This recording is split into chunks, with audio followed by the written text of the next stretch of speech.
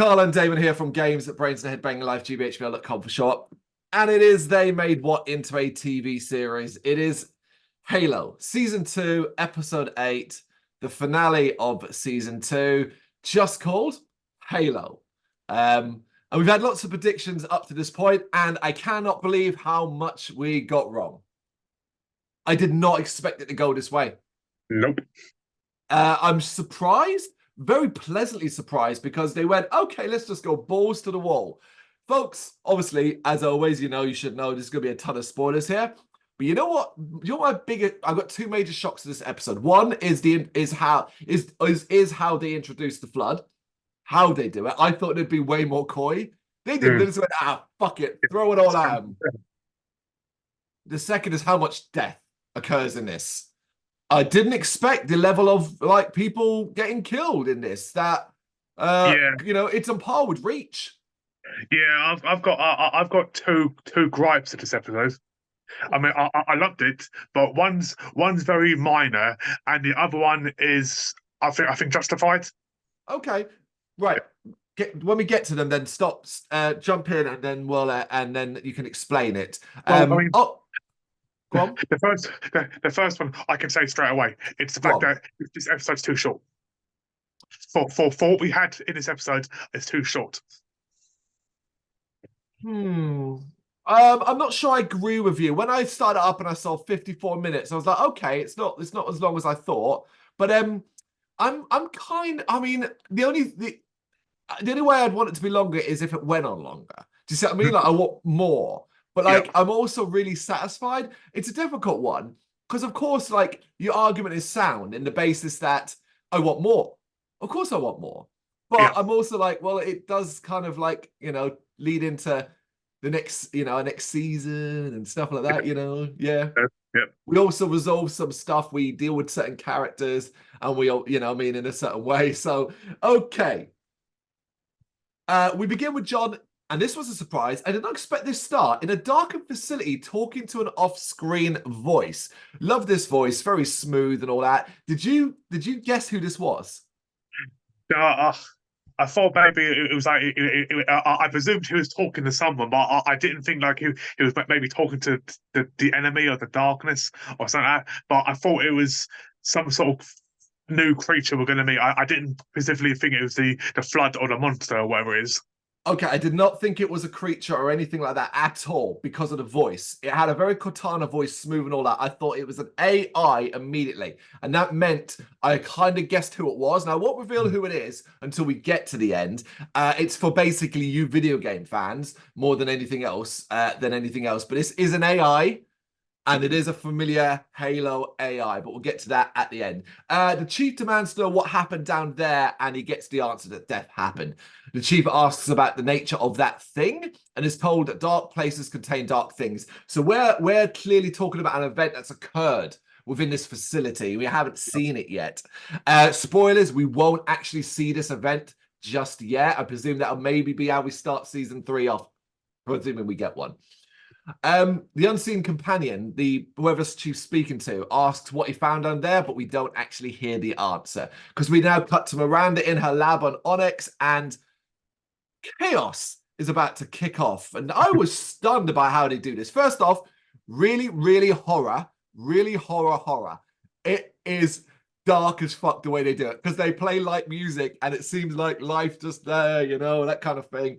Yeah. Because she's looking at a spore sample through a microscope and kind of talking to this other scientist named Janine, how these spores seem to have woken up. We kind of see them multiplying. And immediately I was like, oh, and they don't really, at first, they don't tell us here how these spores came about, but I was, did you get this? Because I was like, well, clearly they came with the device. It's a spore. It was either in it or on it.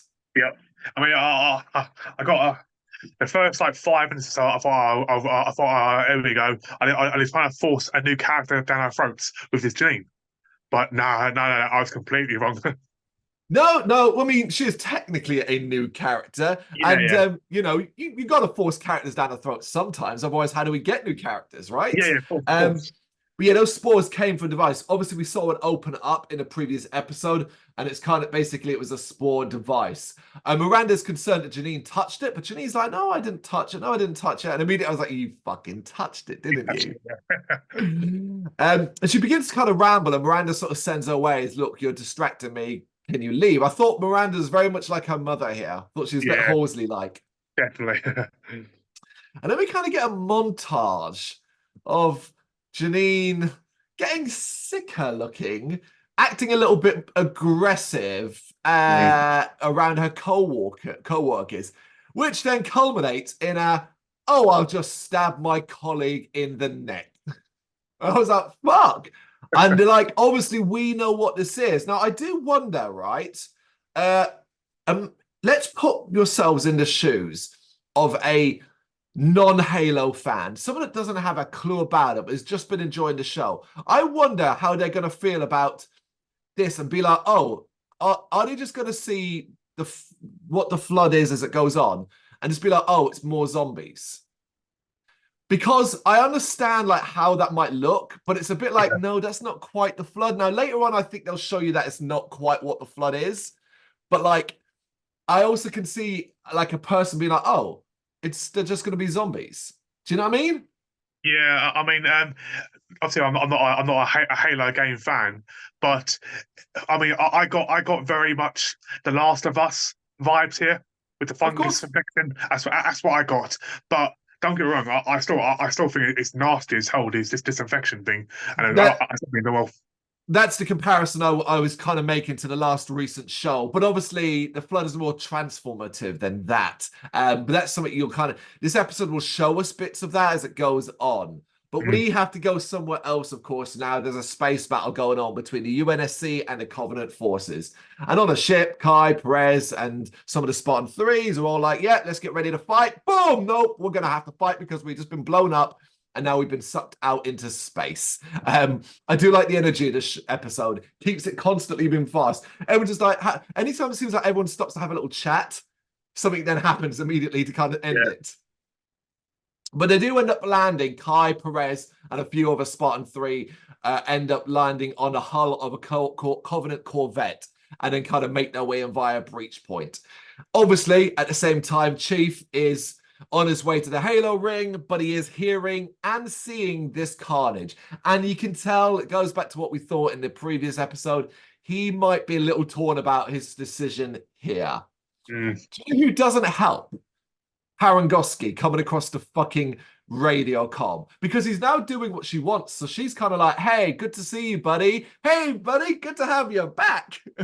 she is so fucking deluded. She's so deluded. The thing that she can still order him around. I do give her credit the fact that she believes or thinks that his goal is still so important that he is chief and he will like she I Yeah, don't think she thinks she can order him around. She thinks, okay, well, he's going to there anyway, but I get yeah, to look, I can look like I'm still in control yeah, because she orders him to the Halo, basically beat that Covenant ship that's breaking away from the fleet. It's heading there, get there first. Chief is basically not happy with what is the sacrifice of the Spartans, so he cuts comms with her. We have another group to check in on. And this time they're actually doing shit and really developing their stories in a way I'm excited about. On yeah. Onyx, Quan has a vision of the seer, the old woman, who I've now found out is called Mother, telling her to flee.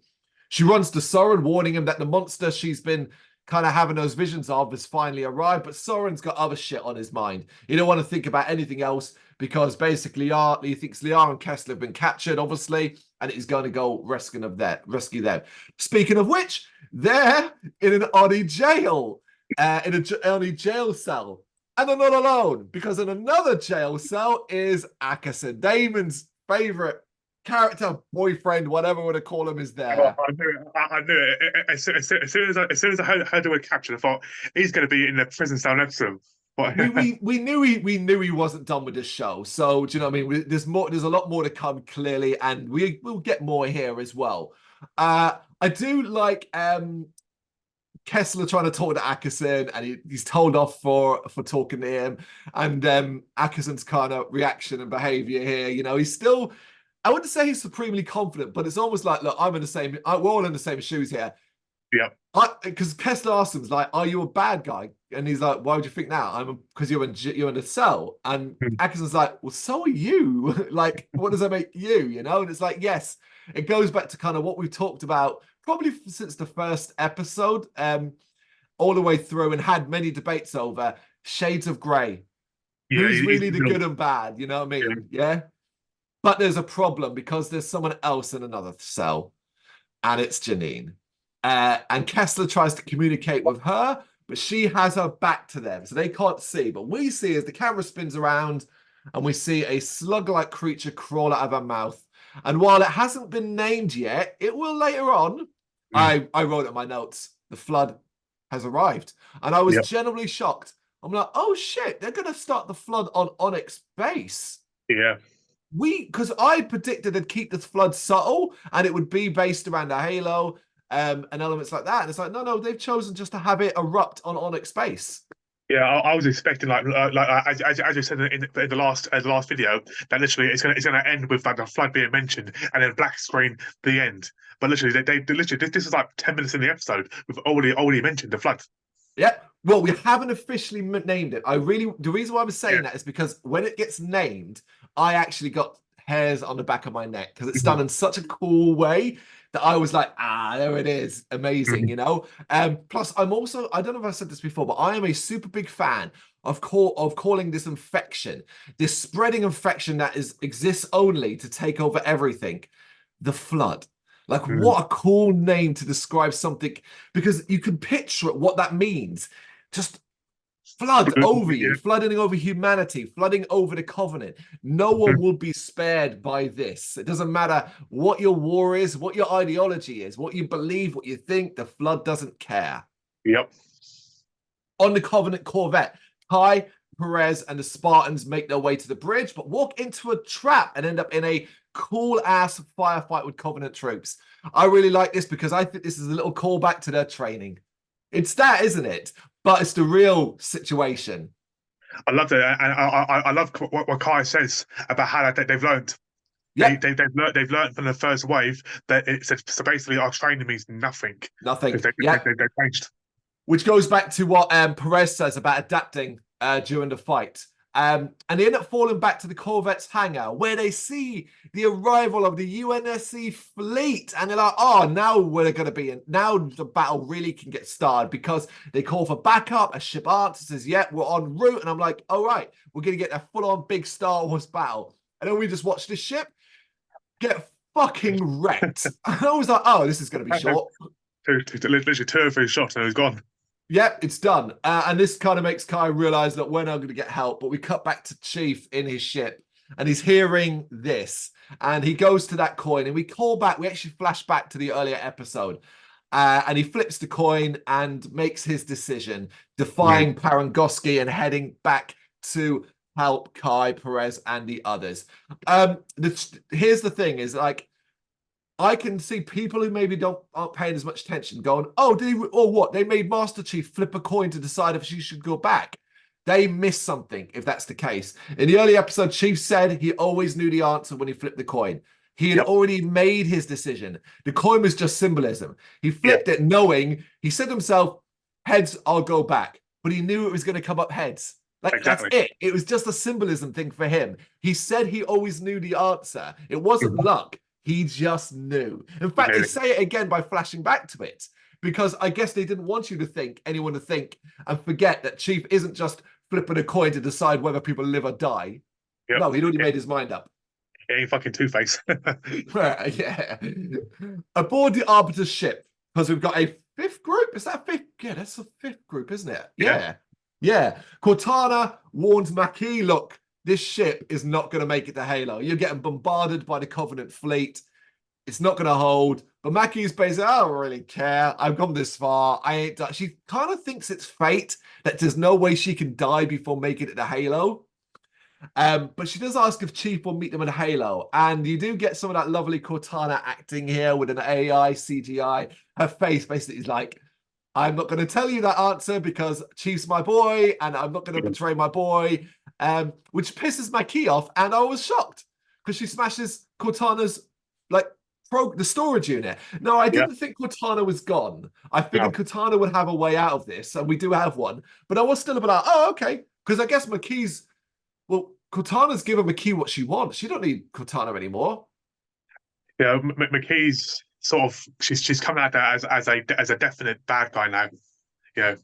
Hold that thought. We will get to the specific point that puts her up there as Yeah. the thing. Yes, on the Covenant Corvette, Perez is badly wounded, and I thought she was going to die. If I'm honest, Yeah.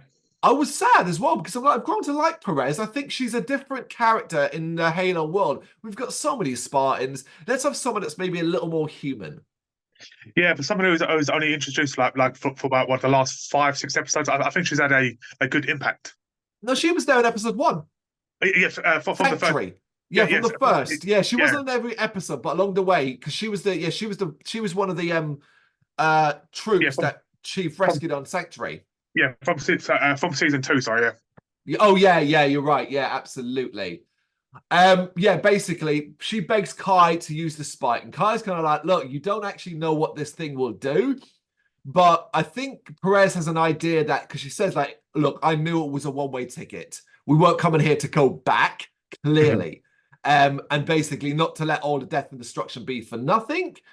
But before she can act, probably one of my favorite scenes in all of Halo. I don't know, there's something about scenes like this where the Covenant outside turn their attention to something else.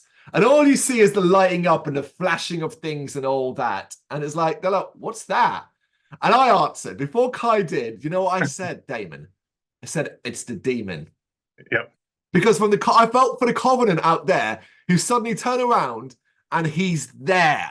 And it's like, and in that smoke and its destruction and all that, you would just be like, the demon name fits so yep. well. And I was like, it's the demon. He's here. I was like, it's cheap. And it's just great to see him kicking all kinds of ass. He reunites with Kai, orders Perez to be taken care of, and then tells him, look, get off the ship. Kai's kind of like looking out above the failing battle. And she's kind of like, we ain't gonna win this. Like, looking at this, we're not gonna win it. But Chief, like, is a bit of positivity here. He's kind of like, we ain't done yet. He sees an escape pod leaving McKee's ship towards Halo, so pretty much making it clear to him that someone, and it's probably you know who, has left that ship.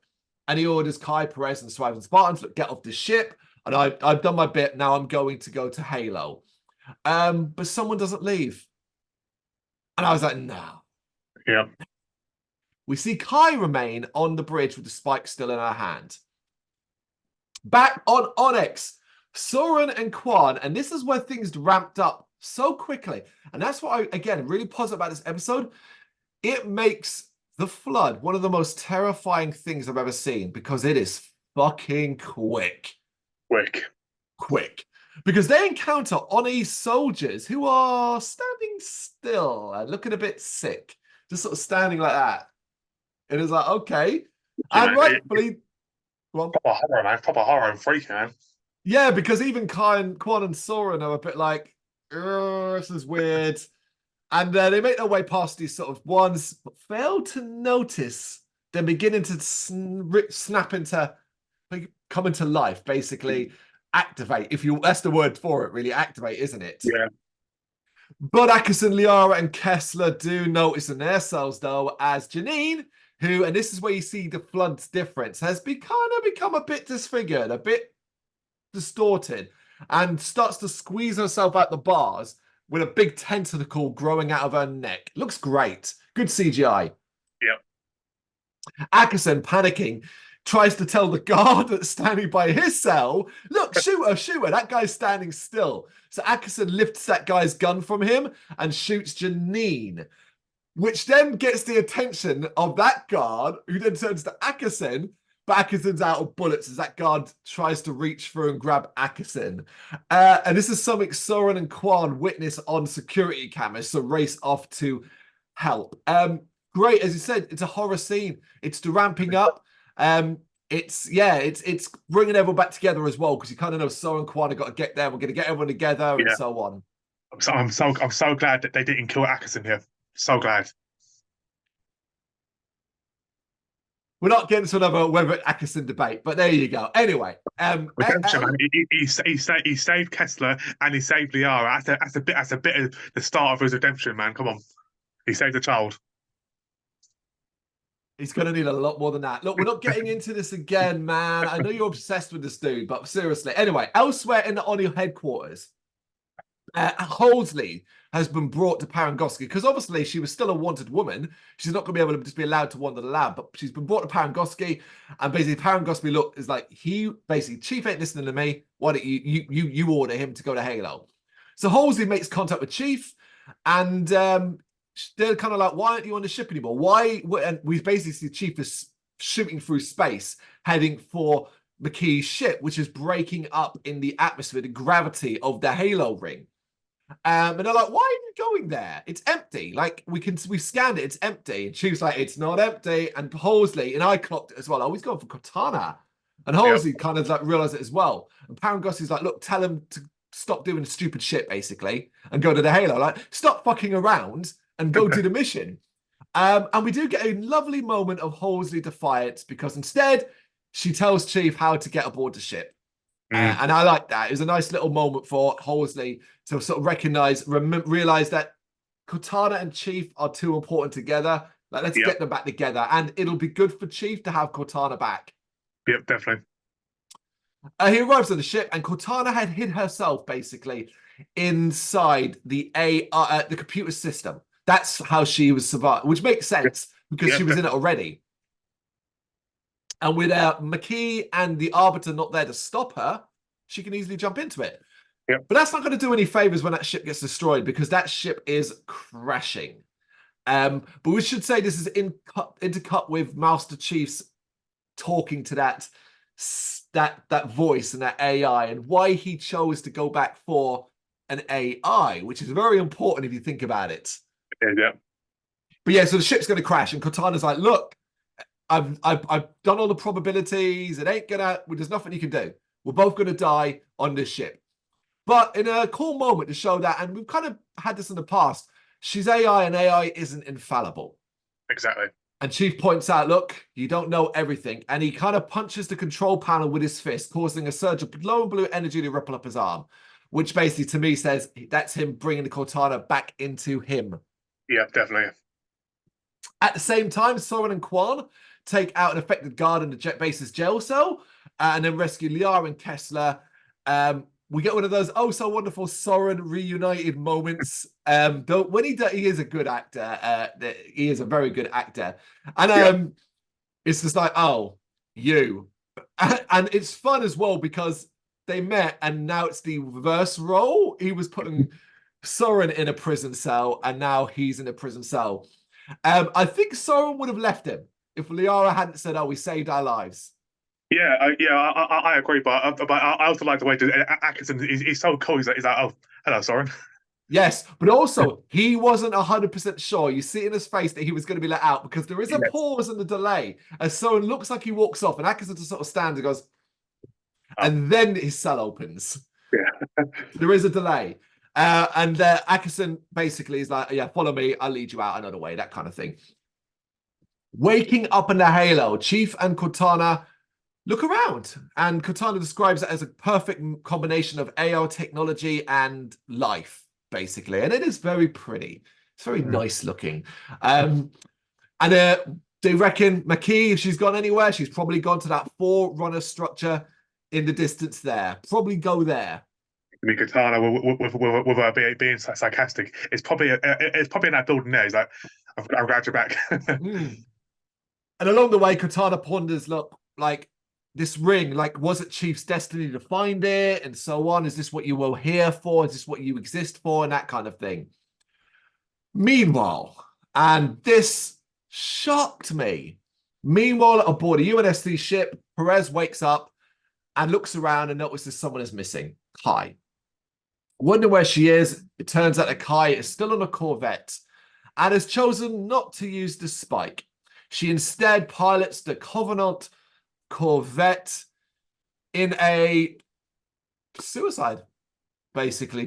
She flies it into the Covenant assault carrier, the one that's been going around blasting the UNSC ships into things. Basically, do you know the ending of Independence Day, folks? Hey, boys! Not, but with that, not as cheesy, more cool. Kai flies it into that ship in a colossal explosion, and our final words are, this is going to hurt. Yeah. Shock. Yeah, shocked. I didn't expect it. And there is a scene still to come, and I thought maybe they were hinting at something, but I don't think it's that at all. It's 50. For me, it's 50-50. It could be 50-50. You could easily do something there, but I think this is a sacrifice, and I think it works. It works, but also we've done this before. We did it with Riz as well. Kai's story is over. It ends here, I think. Think about where it could really go. I think it's a good ending, you know? I can't really see much more with her story, as you said. So yeah, Well, it would be a good ending. I sum it up like this. She was suffering from immense guilt from not staying and fighting on Reach. She gives her life to save others, to fight. She doesn't give up, because putting a spike in is arguably giving up again. She chooses not to. She chooses to take down the assault carrier, and she does. There we go. Yeah. Because putting the spike would have killed everyone in the vicinity. Everyone. Yeah, and potentially even the Ring and Chief and everyone. So there's an argument to say, yeah. But don't relax too much, folks, because while Parangosky and the personnel in the Onyx War Room are like, yeah, this will give us a chance, shit goes wrong. Now, if I want to make a jokey callback to my prediction in the last episode, I said that I think, maybe that the Oni soldiers will mutiny. Technically, I was right. Technically. Definitely. Because the flood is here. It has spread into this room, and chaos erupts. People are getting ripped apart, killed left, right, and center, infected. Halsey gets attacked, manages to fight up and escapes, and gets outside. And we see in what I think is one of the darkest scenes, Parangosky just getting, flooded by the infected. So yeah, that kills Parangosky off as well. Yeah, that was a horrible scene. It's like a bunch of zombies ripping someone apart, you know, in the zombie films. But yeah, that was brutal. The only thing I want to clarify here, I guess, for those who are watching or the show, or maybe not paying as much attention and so on, who are just listening to or watching us talk, then they're not. Then what the flood does is it wants to spread. So it's about biting you, infecting. It's infection. So there's no like nobody's getting ripped apart, nobody's getting killed, like in that sense. Like when we describe like Parangosky being flooded by them, it's so she's going to be infected more than anything else. Even like Halsey and stuff like that. Do you know what I mean? It's about the spread more than anything else. The flood. So I had a question for you at this point. So do you think that this is the end of Parangosky? I think we might. Maybe, but I suspect we can probably destroy Onyx Base and kill off everyone on that. It wouldn't surprise me if, like, there's a strike on Onyx Base from the UNSC to destroy it, and like we get a brief scene of where you see the facility filled with all these UNSC operatives who are flood now, transformed, and all of that. And as it's exploding, we maybe cut to that war room, and we see an infected Parangosky before it blows up. Like, that's what I would do. We don't need to see anything else than that, I think. I'll go a bit more cheesier and have someone like John kill her or Atkinson kill her. She's running towards John and he shoots her or something. Yeah, but that would, how would it get right? So, but then I think that creates so many plot hole questions, which is none of that matches up. Everybody's away from that facility. The flood aren't piloting ships. Do you know what I mean? That's not what they are. They're mindless. They're part of a hive mind. So, but who knows? Who knows? Who knows? We don't know. You know, we don't know. Who knows where this goes? We could end up someone going back to Onyx Base, because we have a reason why people might have to go back to Onyx Base. We actually do have a reason. We do. We'll get to that at the end. Soren and his group have the same problem. Now, I do like this as well, to cut between two different types of flood. We have the one in the kind of lit up facility, and then we've got these dark prison-like tunnels where the flood are just piling out of corners and stuff like that. So there's lots of shooting and lots of like running away and stuff like that. Atkinson manages to lead Liara and Kessler to safety while Soren fights the flood off. Kwando is in shit.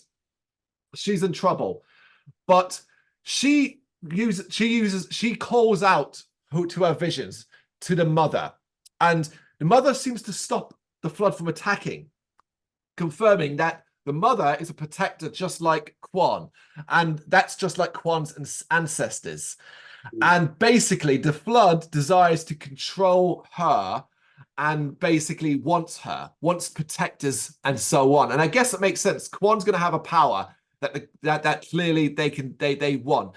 And the mother says, look, I'm holding the flood at bay, but I can only do it for so long.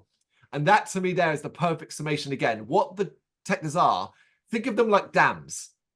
They're dams. Yep. And a dam can hold a flood back up to a point. Cracking, damage, wear and tear, a dam will break if attacked enough. Yeah, this scene was, it just was a horror film with her standing there and all the creatures staring at her, and she's got that is some scary shit, man, I tell you. And we get my favorite scene in it, which is the mother naming it. And she goes for a number of different things. She says, it's this, it's that, it's this. Oh, and everything that is just not nice. And then she goes, it's the flood. And I'm like, there it is. Yes. Halsey gets to Miranda's lab, and Miranda basically is panicking. It's like, this fucking spore, I think it's this, I think it's that, and so on. But Halsey's being Halsey, I thought.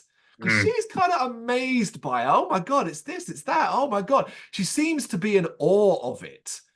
And then seems to be, because Miranda's kind of getting scared. And then Halsey like disappointed, like, in Miranda, oh, you're just being like you usually are, kind of thing. And Miranda's like what? Like what? And then I got another shocking scene. As Halsey has stopped moving, Halsey got infected. In that war room, she got infected twice, it seems. On her shoulder. Oh no, she's got a drip of blood on her neck, revealing that she got it on her neck. Yes. So Halsey is about to become flood as well. But she's not alone. She's not the only one who got infected. As everybody, the Soren group, are leaving via a steel door, someone stays behind and closes it behind her. It's Liara, revealing to Soren that she got infected, says her goodbyes, and then backs off while Soren tries to break through the door. I was genuinely like, oh, what are we doing? This is not the episode Reach, guys. You haven't got to kill everyone. No, literally, I couldn't believe it. Yeah, that's crazy. Right, like, I mean, like, Halsey was shocking enough. The idea that Halsey is part of, has been infected now as well, but Liara as well, like that. And like, we'll see that potentially there's a way like for Halsey to maybe come back later. I think this is it for Liara as well. She's locked away. She's going to transform fully. Yep. I think we'll have a scene later on where Soren has to kill her. You know, it's how out of all the 5 groups, sort of everyone's lost someone in that group so far, apart from one person at the moment. It's too much death. Too much death. I can't handle all this death, man. It's supposed to be Halo. I know Halo's got death on it, but still. Finally, on the Halo ring, Chief confronts McKee and the Arbiter. And the Arbiter's all like, bro, I'm all embarrassed because I didn't beat you before. I'm gonna make up for my shame. Oh, he doesn't speak like that, to be, he's a little bit more Coventy. But basically, him and the Chief fight. And it's a decent battle. I can't praise it too highly because it's CGI and it's messy at times, and they know it because the camera's going, like, it's a lot of. Previously, when they've done battles, they've been quite good to have the camera swooping around. This one has a lot of cuts. And I was a bit like, you didn't really. And I reckon it's because it's done out in the day and you got all this greenery and all that around it. I reckon it maybe didn't look as good. So they've chopped it up a bit. But Chief does win. Of course he wins, obviously. And the Arbiter is all like, blah, blah, blah, kill me. I'm shamed again. So kill me. McKee does goes to give them the translation. And if you need a reminder sometimes that John is just, again, shades of grey. And I think McKee, this is maybe the final thing McKee needs to see him as maybe how she's been, how she sees him in a certain way already now. We'll Yep. listen, folks. We are well beyond these two banging, well beyond these two banging Yes. already. But John interrupts her and just goes, "Yeah, I know what he said. Stab!" Yep. And Like obviously, McKee was bonded to the Arbiter, so this upsets her greatly. And she opens the door in a rush now.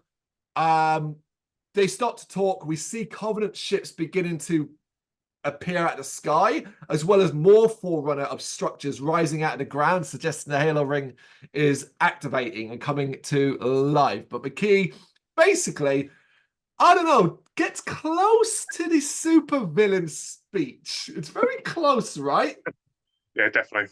But the parts of it I really like. I really like the fact that she kills anyone's worry that her and John were gonna, make up and have a little kiss and walk off is summed up by she basically like, you are war.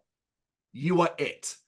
Wherever you go, war comes. Mm-hmm. Wherever you go, death comes. She sees John. She doesn't see John anymore. She sees Master Chief. She sees the demon. The demon, yep.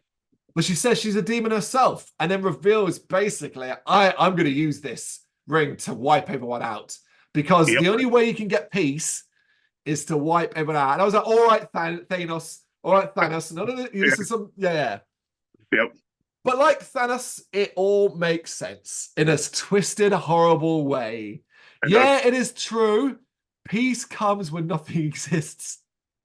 Yep. Which weirdly is kind of in line with what the Flood does. Mm. Anyway, at the same time, Soren, Quan, Ackerson, and Kessler, I'm sure Damon was standing and clapping and cheering, seeing that Ackerson leaves and survives. It's good. He's an excellent character, and if we do get a season 3, he's going to have a big part to play. Oh, I hope so. Folks, listen, I am not in disagreement with Damon. I love the character and all that. We've just had so many arguments over where this character goes. I don't want to go into another one. I'm happy he's here. I agree.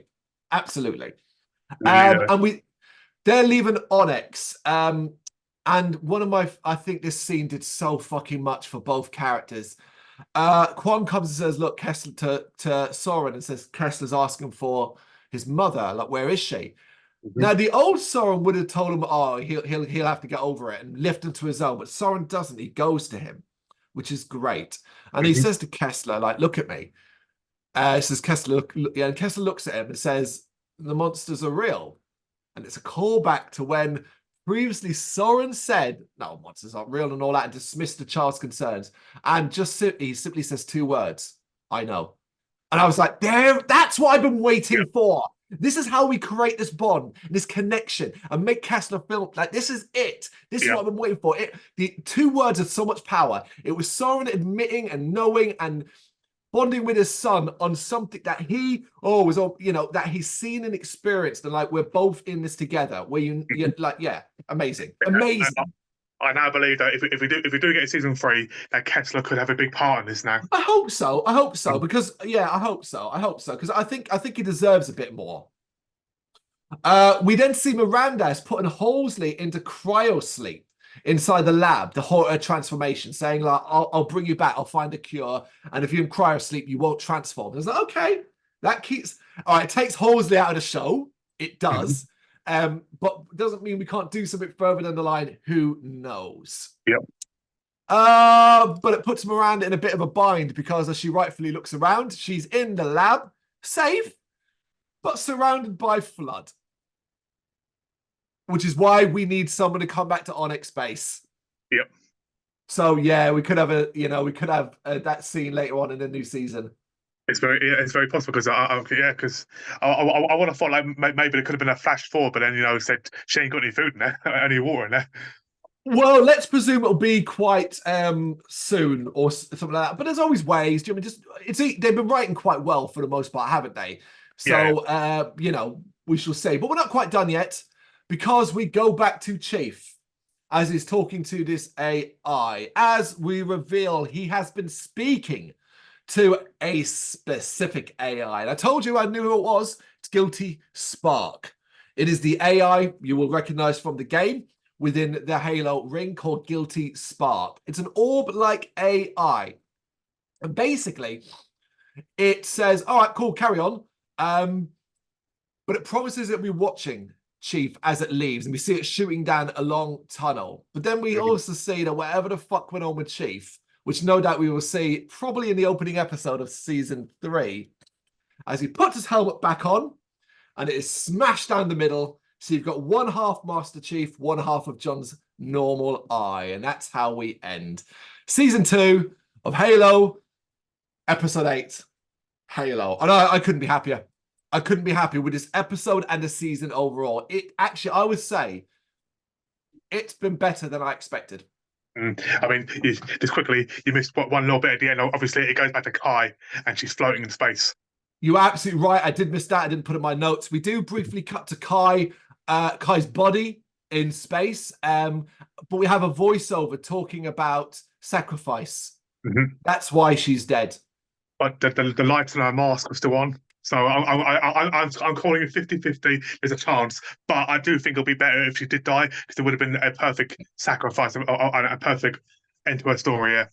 I'm not going to argue with you. I'm going to give you that. I already agreed with you earlier on that I'm not 50-50. I am very supremely confident because of the voiceover. And here's the thing. If you wanted us to think Kyle was alive or potentially alive, you'd probably do something else. I think they showed it, maybe a hand twitch or something like that. Yeah. But I here's the thing. If it is, we'll see how it turns out. I'm okay with it either way. We shall see. But like, yeah, Damon, I've loved this. I really have. 2 very strong seasons. I mean, as soon as it ended, I went straight into Google and searched season 3. Yeah. Yeah. I've looked into that as well. So we should mention there has been no official confirmation from Paramount about season 3. However, the show has done good viewing figures. So that's a positive. And the people involved have been quite openly saying, we want to keep this going and we have lots more in the tank. So basically, it's going to be down to Paramount whether or not this comes back. Do you think it will? I think it will, but I think we're talking 2 years. I think it will as well, but I think we've got to wait here as well. I think we've definitely got at least a year if it comes back, but I think we will for sure. Here's the thing. It goes back to what we've talked about in the previous episodes. I always sit on the fence with these things because fucking streaming platforms will cancel whatever if it's not done well enough for them. Here's the thing. Remember, folks, remember the rule that all companies have. They don't want some money. They want all the money all the time. So if they ain't getting all the money all the time, they look at what's not giving them all the money all the time and say, well, fuck that.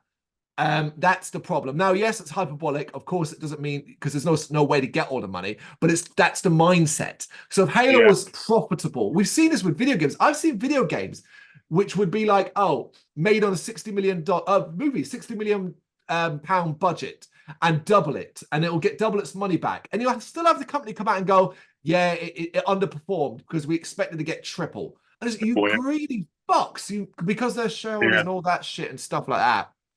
So who knows? But I hope it does. But I'll put this out there. If Halo got cancelled, I would be happy with what we got. Like, do you know what I mean? Like, I want more, obviously. And obviously, it's so much unresolved that it would be very disappointing. But I would still look on Halo season 1 and 2 and be like, that was cool. That was cool. I'm glad we had those seasons. Yeah, I mean, arguably one of the best TV series I've seen in a very, very long time, and I've enjoyed both seasons. If we don't get any more, then it'd be disappointing. If we do, then absolutely brilliant. So we got to enjoy some shows. Definitely. And I like the fact that while obviously it's so far from the video games, you know, which we've acknowledged all the way through, I like how much of the video game comes into this episode, right? Here's Flood, here's the Guilty Spark, here's the Halo ring, here's just like, oh, okay, here's John with his helmet on fighting. We've like there's lots of little great scenes as well in this episode. I want to mention the one I forgot, but the sight of Perez being dragged backwards, shooting 2 needlers. Was awesome. That was fantastic. Kai saying, what, you never shot a plasma rifle before? Or they pick up the plasma rifles as well. Good shit, man. Lots of good stuff there. Yeah, this was this was a better finale. I think, weirdly, I think my predicted finale would have been actually quite boring compared to this. So, Yeah. like, well done the show for ignoring me and just going off with it, you know? I mean, they even managed to stick in the old Anakin Skywalker with the half the mask thing too. So, I feel like that was just a nice little reference to the fact that, yes, we have Master Chief, but we also have John, and he can be both. Because he says, look, they took my symbol and I'm taking it back. Like, Mhm. that's what that is. So, because, well, think about who we lost in this episode and where we go forward with the UNSC. Well, so we don't have Jacob Keyes is dead. We don't have Parangosky now. Who's in charge? I don't want to row with you. Don't do that. He can't be. I mean, he can be, but right. What right? So, I know. Are you now just trying to wind me up with Atkinson? Because it feels like you're trying to wind me up.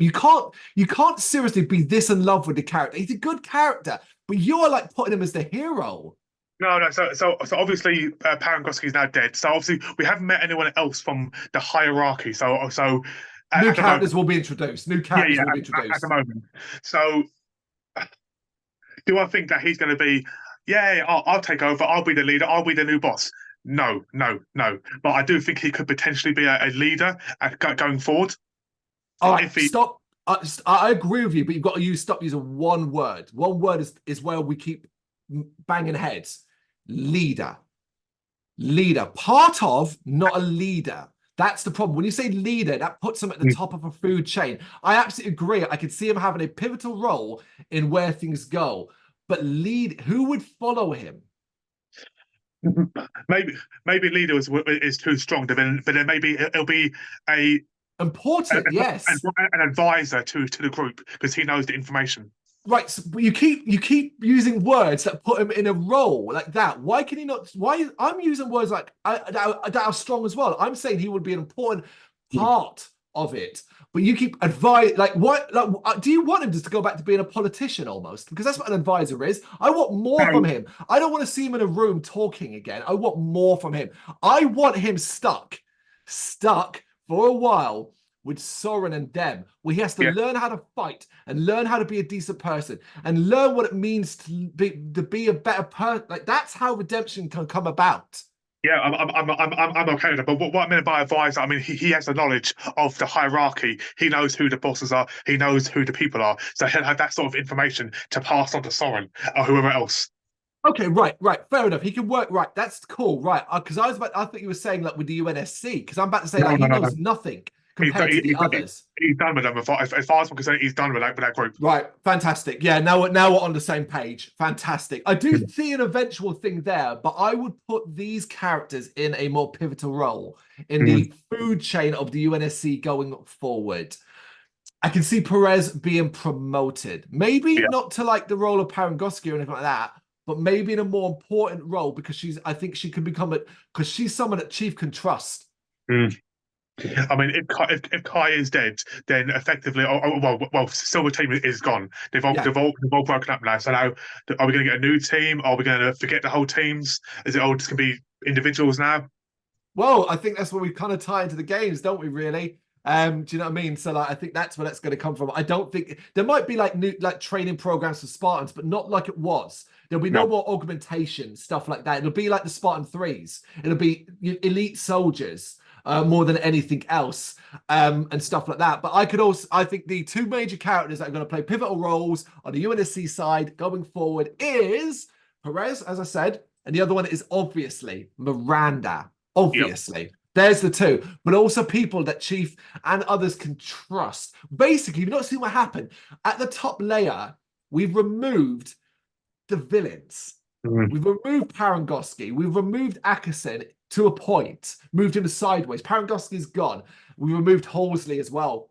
So that's how I feel we're Yep. getting to this stage where the UNSC can start to pivot towards a more good alignment rather than because to be honest, the UNSC has been pivoted towards the darker side. Do you know what I Mm. mean? Like that kind of thing rather than the good side. Do you think though that Miranda is completely immoral? I don't know, and I still think she's 50-50 for me. 100%. I think you're completely wrong on that. And there's so many clues. First off, she didn't see the research like her mother did. And you know the biggest clue of all? She feared the flood. She feared it. Yep. That's where it comes from. Miranda's done nothing. Where's your 50 come? What's Miranda done? And anyway, tell me one thing that Miranda's done to make you go, Holds as a mother's daughter. yeah, but she doesn't like her mother. True, but she's still willing to try and save her. Yeah, but that's just like that's just decency. You're big on that. You always want people to be saved. Unless you Yeah. play Dead Island 2 and then you want everyone to be killed. Don't get me wrong. I don't think she's going to be the next Halsey. I don't think that at all. But I think We don't need she'll an next. I'm sorry, I was going to interrupt you and say we don't need an next Halsey because Halsey's still alive. Yeah. What I mean is like she's. I think she's got the ability where if she's like doing some scientific work, that she might go, get intrigued in it and be more concerned about the work than what's going on outside, that sort of thing. Like that. Yeah, but as long as that comes from, if that's done for positivity. I remember there's still an argument to say that Halsey was doing her shit because she for good. Like, do you know what I mean? Like, there's shades of grey, isn't there? I think Miranda's role is going to be massively in trying to find out what they can use to halt the flood. Using the Forerunner, a cure potentially as well, and things like that. But right now I would argue it's hard. It's hard to predict where season 3 could go. Aside from John having to deal with some flood issues within the ring, which would be obviously directly related to the game. I'm not entirely sure where we're going to go from there. I can't make any accurate predictions because enough not got tied up, but enough the loose ends aren't obvious where they go. Yeah, I mean, I don't know where we go now with Soren's story. I've got no idea where they go from here. Perez, no idea. Obviously, John's story is pretty straightforward. Yeah, but it is. The other one, up to a point. Up to a point. What John does afterwards is difficult to get. Okay, listen, we have been very, very positive about the show, but I want you to try and think if you can of anything that you didn't particularly like, negative-wise, be it characters, certain action scenes, just things that maybe you didn't particularly like. See if you can come up with any. Now, I'll admit, it's actually difficult because I thoroughly enjoyed this. For the most part, I think it moved quite quickly. Have you got anything? Yeah, I mean, for this episode alone, I said at the start that I obviously had two things. So obviously, one was that I thought it was too short, but the other one, I thought some scenes were rushed. Like I thought, mainly I thought the scene where John first reunites with Kai on the ship, I thought that was a bit rushed. I thought they could have maybe dragged out a bit more fight scene. I thought John was going to walk in to an army of people cheering and like, but obviously it was just Kai and a few dead soldiers. When she went, this is Master Chief, and I thought it was going to be, the whole idea was Master, your name, it gives you a boost. Everyone's going to give you a boost and fight harder. We didn't get any of that. But then, did we need it? I don't know. I mean, it's your personal criticism, not mine at all. I completely understand that. Like, I'm not here to argue with you. I'm not going to argue. I'm not even going to tell you you're right or wrong because your things. There've been times when certain things have felt rushed to me. I would argue that certain scenes maybe did feel a bit rushed in this, and there could have been more time, perhaps in the battle overall and things like that. But I think they really jammed so much in this. I don't know how fucking. But as you said, perhaps if the episode was a little bit longer, maybe they could have put a bit more in, maybe on that one. I think some of the CGI hasn't held up that good. Yeah. We already mentioned in this episode, the fight between Chief and the Arbiter isn't that good. There's another episode earlier on where we saw the Arbiter getting branded without his suit on, and it didn't look great. There have been a couple of times where they've done long shots of the Spartans running or Chief moving, and it kind of looked a bit crap. Like something like this is where I can go.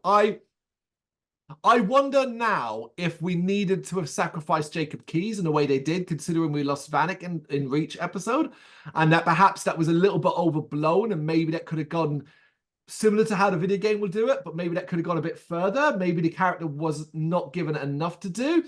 Kessler has felt like a waste of time in this show, to the point where we were genuinely frustrated with parts of Soren and Liara's story because it was hard to care about a character that has had a handful of scenes. And my biggest one, Kwon hasn't really done much in this season. She's been there, but most of it's just been standing around, looking confused and having a similar vision over and over again. Yeah, Yeah. it's true. I mean, from season one, she had a lot of involvement, and in season two, as you said, she's barely had any screen time. Yeah, I get it because basically she couldn't be the focus. She couldn't be the focus or whatever. And she might be more of a focus going forward, but she couldn't be because this had to be about this season. They were like, right, on their storyboards, they probably put two things up. In this season, we're doing Reach and we're doing the Ring. Now, how do we build around those two things? And there Mm. you go. Where the fuck do you put it? I mean, yeah, like without dropping in slow episodes, without adding more episodes, but even then, where we go? Because Kwan's whole thing was about the flood, and we Yeah. couldn't rush to the flood. We couldn't rush there because obviously, like, it had to come near the end. Well, I'd like to think that if they do a season three, because she's like the sort of the dam, the barrier, she's gonna have a bigger part to play in season three. I think so too. I think so too. But yeah, these are the kind of criticisms I can look at. Obviously, obviously, there's one big criticism that I personally am not going to do, but I know it's one that is for a large portion of people, and it is this is not Halo the game. But folks, you should know that. I would say to you, if you got to the end of season 2 and you still don't like this, you still don't like this show, probably time you stopped watching, right? Yeah. Yeah, it's that. Yeah, I mean, I'll say the same thing. I said that it is impossible to do a game to film like for like. It's impossible. Of You, course. you can't make it exactly the same. So if they, I can understand why people are annoyed, of course. Yeah, but if they throw hints now every now and then into it, I'm okay with things like that. Right. Okay. So, right, I do want to stick up for those people here, because ultimately, I think every opinions are valid, and we can't. We can right because we you need to we both need to remember this all the time. We are hypocrites. We Mhm. cannot say a show is fine for changing stuff, but then in our other series is get mad when they change shit. Do you see what I mean? Like, because like that's how it works. I think the problem with people have who really love the games, really love them, and have played them all and followed the franchise and read the books and all of that, is that Yep. this show has changed so much. But then they have openly stated, the showrunners, this is an alternative Halo world. This is not designed to be in line with the games. But then obviously they keep throwing game stuff in, which is where I think the confusion becomes. Because even now it's like, oh, here's Guilty Spark. It's like, well, that's directly from the game, you Yeah. know? Yeah, but you can say a Halo TV series based off the games, That's not all it not is. It is. That's exactly exactly it, though. not exactly the games. We're not Okay, copying the game word for you're, word. you're doing it though. You hypocrite. You're being a hypocrite. You can't let you keep doing the thing where you're trying to then attack those people. We've done the same thing. Think about the Resident Evil Mila Jovovich movies. How fucking angry some of those made us for here's a game thing. Yet they changed it so significantly and made us angry. But then we've also seen, never forget, we've seen the ultimate version of a fucking video game made into a movie, like the Hmm. most fan service version you'll ever see, and it was wank. You know what I'm talking about, right? What we're talking Yeah, about. Boom. No, Was no, that, was no. that, Come on, think about it. It was the um, most fan service video game to movie adaptation ever made, to the point where it was shocking how much of the game stuff they threw into it, and it's um, turned out terrible. it could be loads. It could be low It's in the just dark. one. Really? No, no, it's just one. It's Welcome to Raccoon City. Oh, okay, yeah, yeah. That one. Yeah, yeah, yeah, yeah. That is your pure video game fan footage, throwing in all these Resident Evil things, characters, locations, references, bad guys, and so on. And it was an awful movie, in my opinion, and your opinion. You didn't like it either. Oh, yeah. Yeah. So to me, it doesn't work. It never works. You can do the big, because like I said, if you try to just do Halo the game into a movie or a show, it's not going to work. Of course, it's It's not going to work. impossible. But I also understand why people who see Master Chief in a certain way are like, all he does is walk around moping without his helmet on and banging fucking covenants. Like I can understand why, if you're a big Halo fan, that might annoy you, right? Yeah, of course, yeah, of course. But I do think, going back to the original point, I do think if you've made it this far and you're still like, I don't like this show, you just, it's probably you're probably never going to like it then, because it's not changing, clearly. Yep, definitely.